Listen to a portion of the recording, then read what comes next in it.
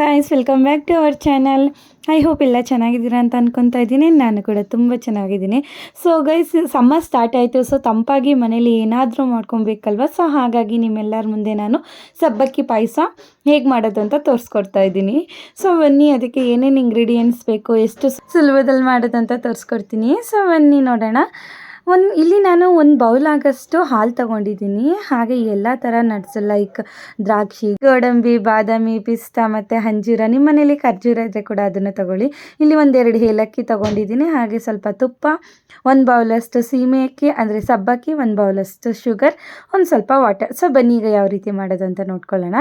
Stove ಮೇಲೆ ಒಂದು ಕಡಾಯಿ ಇಟ್ಬಿಟ್ಟು ಅದಕ್ಕೆ ಒಂದು 2 to 3 ಟೇಬಲ್ ಸ್ಪೂನ್ ಆಗೋಷ್ಟು ತುಪ್ಪ ಹಾಕಿ ಡ್ರೈ ಫ್ರೂಟ್ಸ್ನ ಅದರಲ್ಲಿ ನೀಟಾಗಿ ರೋಸ್ಟ್ ಮಾಡ್ಕೊಬೇಕಾಗುತ್ತೆ. ನಾವು ತೊಗೊಂಡಿರುವಂತಹ ಡ್ರೈ ಫ್ರೂಟ್ಸು ಅಂದರೆ ಜಾಸ್ತಿ ಓವರ್ ಕುಕ್ ಕೂಡ ಮಾಡಬೇಡಿ. ಪಾಯಸಕ್ಕೆ ಅಷ್ಟು ಓವರ್ ಕುಕ್ಕರು ಚೆನ್ನಾಗಿರೋದಿಲ್ಲ.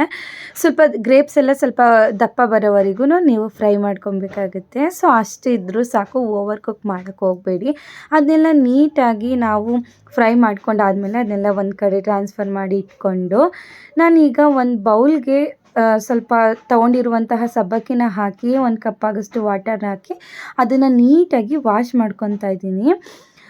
ಸೊ ಇದು ವಾಶ್ ಮಾಡ್ಕೊಳ್ಳೋ ಉದ್ದೇಶ ಅದರಲ್ಲಿ ಏನಾರು ಇದ್ದರೆ ಅದೆಲ್ಲ ಹೋಗುತ್ತೆ ಅನ್ನೋದಷ್ಟೇ, ಇನ್ನೇನೇ ಇಲ್ಲ. ವಾಶ್ ಮಾಡ್ಕೊಂಡಾದಮೇಲೆ ನಾವು ಯಾವ ಪ್ಯಾನಲ್ಲಿ ಡ್ರೈ ಫ್ರೂಟ್ಸ್ನ ಹುರ್ಕೊಂಡಿದ್ವಿ ಅದೇ ಪ್ಯಾನ್ಗೆ ನಾವು ವಾಶ್ ಮಾಡ್ಕೊಂಡಿರುವಂತಹ ಸಬ್ಬಕ್ಕಿನ ಹಾಕಿ ಸ್ವಲ್ಪ ರೋಸ್ಟ್ ಮಾಡ್ಕೊಬೇಕಾಗುತ್ತೆ. ನೀವು ಬೇಕು ಅಂದರೆ ಸ್ವಲ್ಪ ಗೀ ಕೂಡ ಹಾಕ್ಕೊಳ್ಳಿ. ನನಗೆ ಗೀಯೇ ಜಾಸ್ತಿ ಬೇಡ ಅನಿಸ್ತು. ಹಾಗಾಗಿ ಅದೇ ಪ್ಯಾನಲ್ಲಿ ಇಲ್ಲಿ ನಾನು ಸಬ್ಬಕ್ಕಿನ ಹುರ್ಕೊತಾ ಇದ್ದೀನಿ. ನೀಟಾಗಿ 1 2 to 3 ಮಿನಿಟ್ಸ್ ಹುರ್ಕೊಂಡ್ರೂ ಸಾಕು.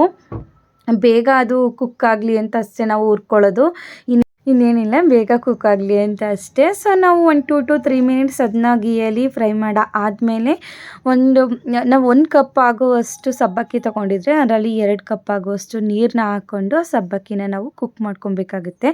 ಅದು ಯೂಶ್ವಲಿ ನಿಮಗೆಲ್ಲ ಗೊತ್ತಿರುತ್ತೆ, ಟ್ರಾನ್ಸ್ಪರೆಂಟ್ ಬರೋವರೆಗೂ ನಾವು ಅದನ್ನು ಅಲ್ಲಿ ಕುಕ್ ಮಾಡ್ಕೊಬೇಕಾಗುತ್ತೆ. ಅದು 1-2 ಕುದಿ ಬಂದಾದಮೇಲೆ ಅದು ನೀಟಾಗಿ ಅದರಲ್ಲಿ ಫಸ್ಟು ನೀರಲ್ಲಿ ಕುದಿ ಬಂದಾದಮೇಲೆ ನಾವು ಅದಕ್ಕೆ ಟೇಸ್ಟ್ಗೆ ಎಷ್ಟು ಬೇಕು ನಾವು ಶುಗರ್ನ ಹಾಕ್ಕೋಬೇಕು.